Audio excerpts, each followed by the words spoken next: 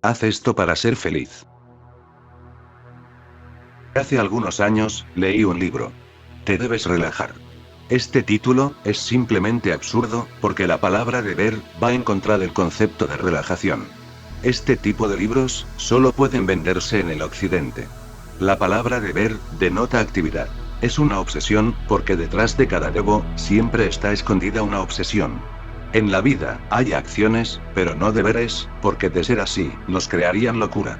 De esta forma, cuando escuchamos algo como te debes relajar, es preciso reconocer que la relajación se ha convertido en una obsesión. Cuando nos dicen que debemos que adoptar tal o cual postura, acostarnos boca abajo, y decirle a nuestro cuerpo que se relaje desde los pies a la cabeza, ¿por qué utilizan la palabra deber? La relajación llega únicamente cuando no hay un deber en tu vida. Porque no es solamente un estado de tu cuerpo, o de tu mente, sino de la totalidad de tu ser. En el mundo moderno, la mente tan solo conoce un templo vacío, ya que se ha olvidado completamente de aquel que lo habita. De tal forma que adoramos al templo, pero no recordamos a Dios. Sin conocimiento alguno acerca del verdadero centro de la vida, no dejamos de movernos, ni de ser indulgentes en su periferia.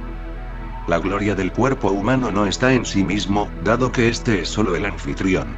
La verdadera gloria está en el invitado, en aquel que lo habita. Si te olvidas del invitado, entonces es pura indulgencia tuya. Por el contrario, si recuerdas y procuras al invitado amar y celebrar al cuerpo, se hace parte de tu adoración a la vida. Oriente posee una gran visión. En ella, el cuerpo ocupa la parte más baja, la más visible y tangible. Sin embargo, el cuerpo no lo es todo. De hecho, bajo esta óptica el cuerpo es solo el principio, es solo una puerta que hay que cruzar para llegar a conocer misterios más profundos. En Oriente, el cuerpo es cuidado y venerado, porque se considera un vehículo, a través del cual podemos llegar a conocer aquello que habita en cada uno de nosotros, pero que no es el cuerpo mismo. El cuerpo es como una lámpara, y Dios es la llama que le da vida. La lámpara es adorada por la llama, pero una vez que la flama se extingue, ¿quién venera al cuerpo? ¿Quién lo celebra? Cuando eso sucede, cuando se extingue la flama, el cuerpo no es nada. Polvo somos y en polvo nos convertiremos. Entonces el cuerpo regresa a la tierra. El cuerpo late a la par con Dios. Palpita con él. Si eres capaz de observar esto, entonces aún el polvo se vuelve divino. Si no, entonces el polvo será simplemente polvo. Entonces carece de significado. El culto al cuerpo en Occidente no es especialmente importante. Por eso, las personas buscan comer saludablemente, darse masajes o hacer rolfing, que es una técnica de integración postural. Tratan, por mil y un caminos, darle un sentido a sus vidas. Sin embargo, si observas su mirada verás que en ella hay un gran vacío. Te puedes dar cuenta de que han fallado en su búsqueda, que no hay fragancia y que la flor aún no ha florecido. Internamente están tan secos como un desierto, están perdidos, y no saben qué hacer para sentirse bien. Ellos tratan de hacer muchas cosas para su cuerpo, pero pierden de vista lo más importante. Ahora una anécdota. Un día, Benjamín entró a su casa con una sonrisa en el rostro, y le dijo a su esposa que no podía imaginarse la ganga que acababa de adquirir. Benjamín le explicó emocionado a su mujer que había comprado con descuento 4 llantas radiales de poliéster con cinturón de acero para trabajos pesados. La señora le preguntó que si estaba loco, que para qué había comprado esas llantas si ni siquiera tenía un automóvil, a lo que él respondió: ¿y? ¿Tú compras obras de arte, o me equivoco? Si el centro, si lo más importante está faltando, puedes pasar tu vida decorando la periferia, y es probable que logres engañar a los demás, pero debes entender que eso no te va a llenar a ti mismo. De hecho, puede ser que en algún momento incluso llegues a engañarte a ti mismo, porque las mentiras repetidas muchas veces, o incluso nuestras propias mentiras, comienzan a parecer verdades, pero eso no te va a llenar ni te hará sentir satisfecho. Occidente realmente trata de disfrutar la vida, pero parece ser que no existe el gozo. Por su lado, Oriente no trata de disfrutar la vida. Simplemente lo hace sin mayor esfuerzo. De hecho, es curioso darse cuenta de que el Oriente no tiene nada que disfrutar. Es simplemente un mendigo en el camino. Sin embargo, existe en él un resplandor, que emana misteriosamente de su interior y que lo rodea. Sus canciones, no son únicamente canciones, porque algo del más allá desciende para habitar en ellas. Cuando baila no solo se mueve su cuerpo, algo mucho más profundo se mueve también.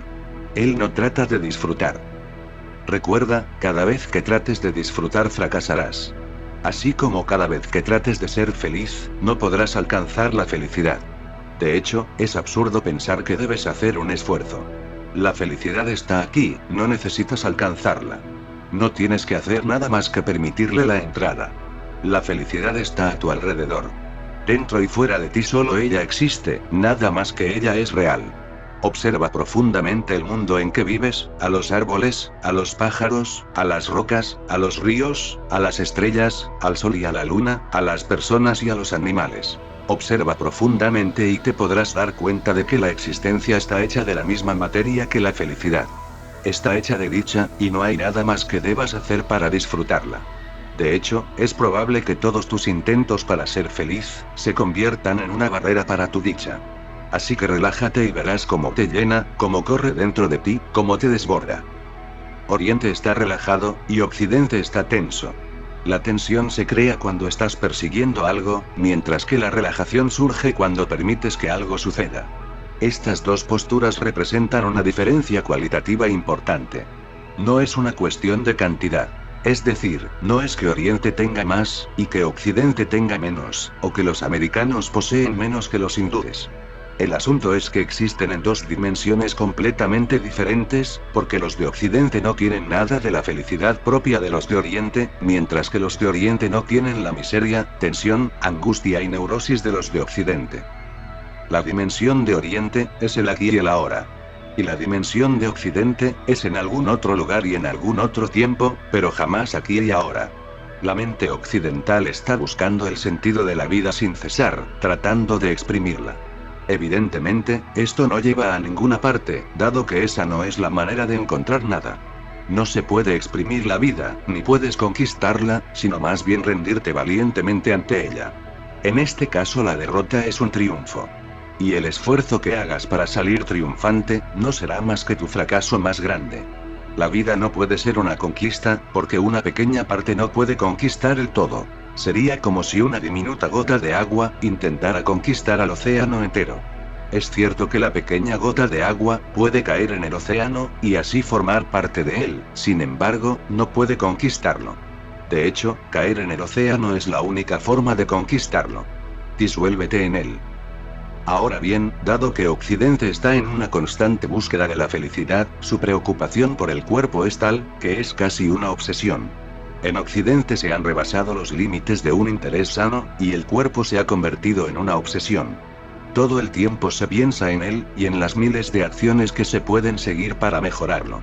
De hecho, equivocadamente las personas intentan tener algún tipo de contacto con la felicidad a través de sus cuerpos. Por su parte, Oriente ya la ha conseguido. La ha encontrado en su interior. Ha logrado penetrar más allá de su cuerpo.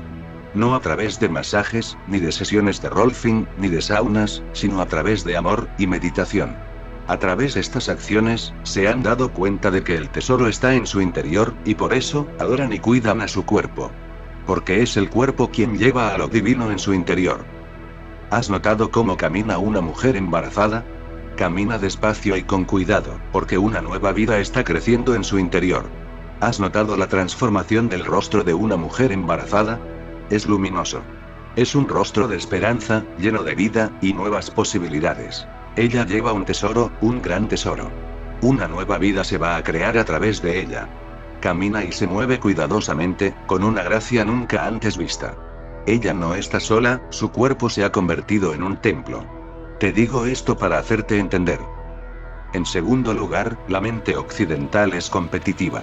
En este sentido, puedes no estar realmente enamorado de tu cuerpo, sino más bien, en competencia con otras personas, y como ellos están haciendo cosas, tú sientes que también las tienes que hacer.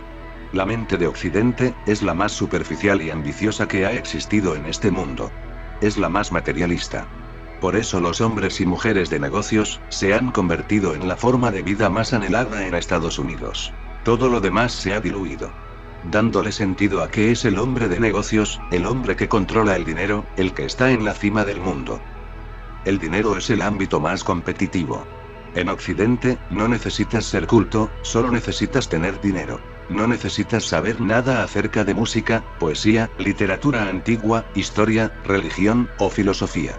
En realidad, no necesitas saber nada acerca de nada. Basta con que tengas una jugosa cuenta de banco para que seas importante.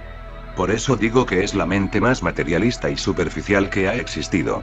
Además, es una mente que ha convertido todo en comercio y competencia.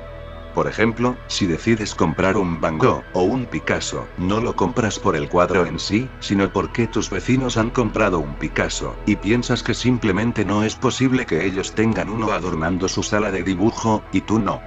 Es probable que ni siquiera sepas nada acerca del cuadro, o de su autor, o que incluso no tengas idea de cómo lo debes colgar, porque, al menos respecto a Picasso, es a veces difícil saber si los cuadros están colgados en el sentido correcto.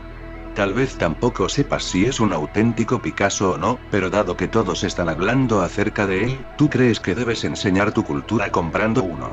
En realidad, lo único que estás haciendo es enseñar tu dinero, y apoyar la idea de que lo que sea caro es importante. Se cree que lo que cuesta mucho dinero es importante y significativo.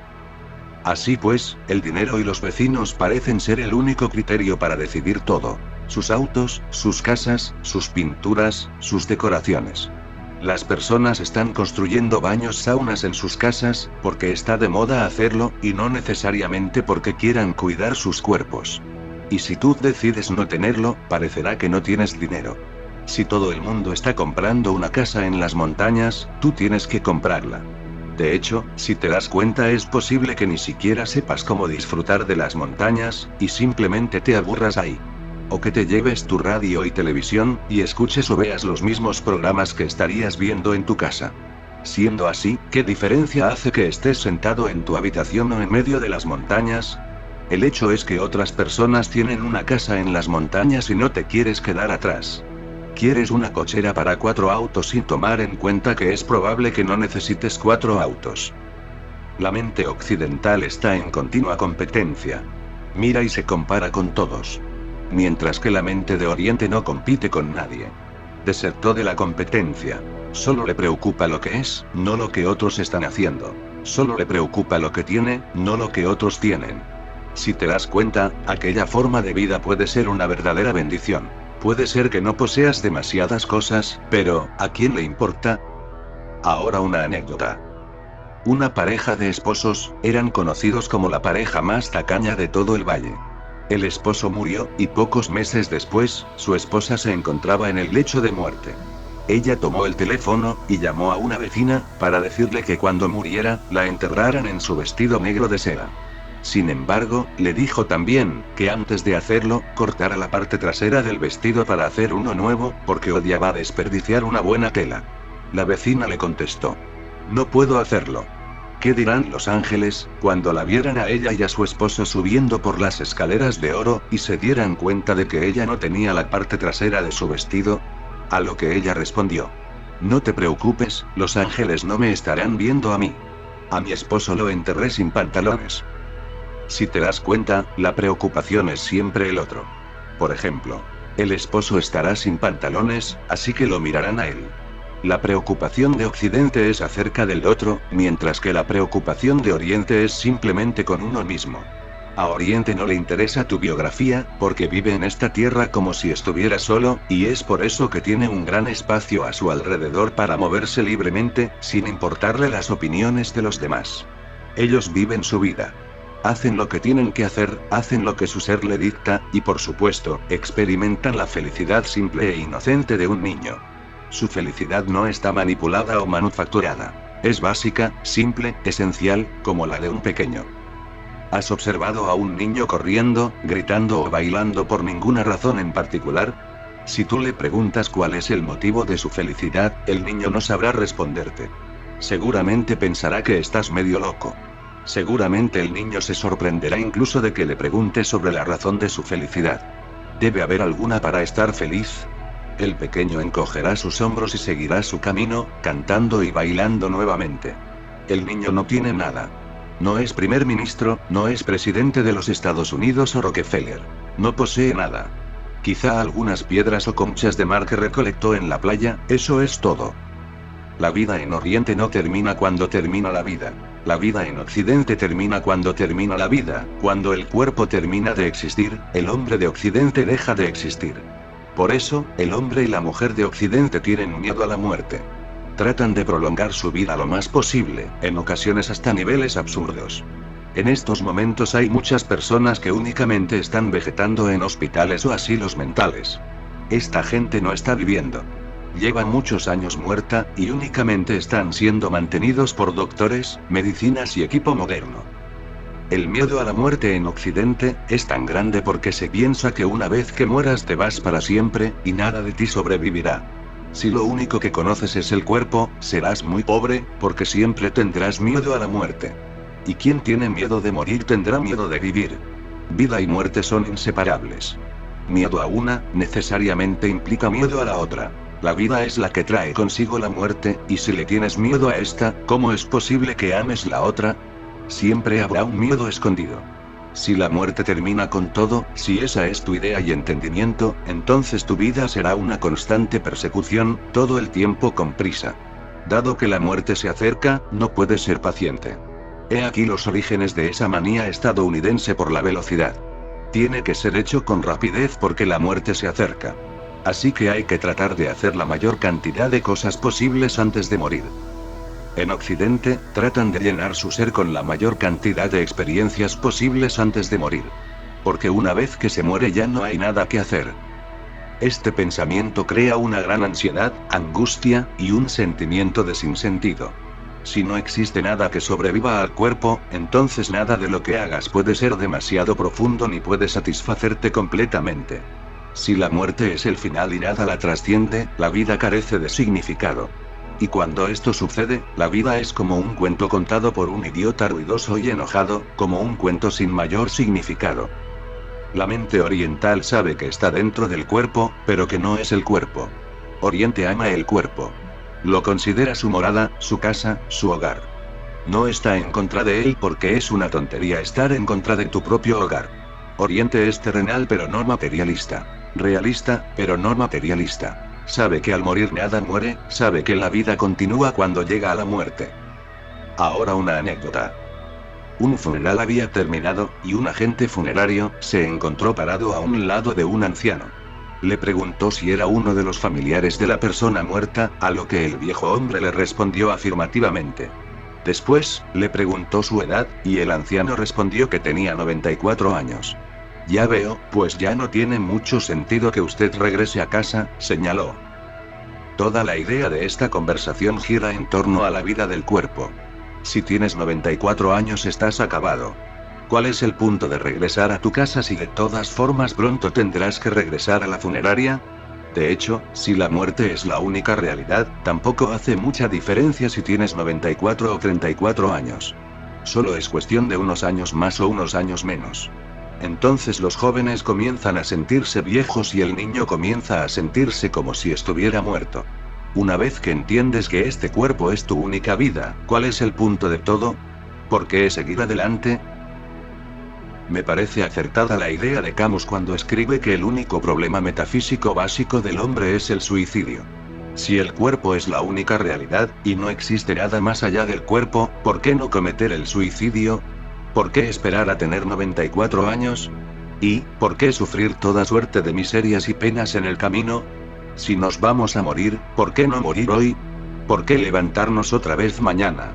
En verdad parece una acción fútil. Así pues, por un lado los occidentales están corriendo de un lado a otro en busca de experiencias, o en busca de no perderse ninguna experiencia. Corre por todo el mundo en una interminable búsqueda porque la muerte ya va a llegar. Van de un pueblo a otro, de un país a otro, de un hotel a otro, de un gurú a otro, o de una iglesia a otra. Por un lado, esta carrera de locos. Y por el otro, un sentimiento profundo de que todo lo que hace, es inútil. Dado que la muerte terminará con todo. Así que no hay mayor diferencia si viviste una buena vida o una vida pobre. Si fuiste inteligente o no. Si fuiste un buen amante o no. La muerte viene y hace a todos iguales. A los sabios y a los tontos. A los virtuosos y a los pecadores. A los iluminados y a los estúpidos. Todos son enterrados y desaparecen, así que, ¿cuál es el punto de todo esto? ¿Qué diferencia tiene ser un Buda, un Jesús, o un Judas? Jesús muere en la cruz, y Judas comete suicidio al día siguiente. Ambos desaparecen bajo la tierra. Existe entonces el miedo de que mientras tú te puedes perder de algo, otros pueden obtenerlo. Pero, al mismo tiempo, existe una profunda aprehensión de que, aunque logres conseguir algo, o llegar a algún lado antes que nadie, nunca ganas nada porque la muerte siempre llega y lo destruye todo. La mente de Oriente vive en el cuerpo. Lo ama, lo celebra, pero sabe que no es el cuerpo porque conoce al hombre esencial. Porque sabe que existe algo en él que sobrevivirá todas las muertes, algo en él que es eterno, y que no puede ser destruido por el paso del tiempo. Ha logrado este conocimiento, a través de la meditación, el amor, y las oraciones. Y no tiene miedo. No tiene miedo a la muerte porque sabe lo que es la vida. Tampoco está persiguiendo la felicidad porque sabe que Dios le está enviando millones de oportunidades para ser feliz. Solamente debe dejarlas suceder. ¿Te das cuenta de cómo los árboles echan sus raíces al suelo? ¿Te das cuenta de cómo no se pueden ir a ninguna parte? Y a pesar de esto son felices. Los árboles no pueden perseguir la felicidad. Ciertamente no pueden hacerlo porque están enraizados al suelo, y no se pueden mover. Pero, ¿te puedes dar cuenta de su felicidad? ¿Puedes ver su alegría cuando llueve, cuando sopla en viento a su alrededor? ¿Puedes sentir su baile? Ahora algunos investigadores dicen que cuando llega el jardinero, y el jardinero ama el árbol, este se siente feliz, dichoso. Si quieres a un árbol, y te acercas a él, este se siente feliz. Como si un gran amigo se estuviera acercando. Actualmente existen instrumentos científicos, que pueden ver si el árbol está contento, o no.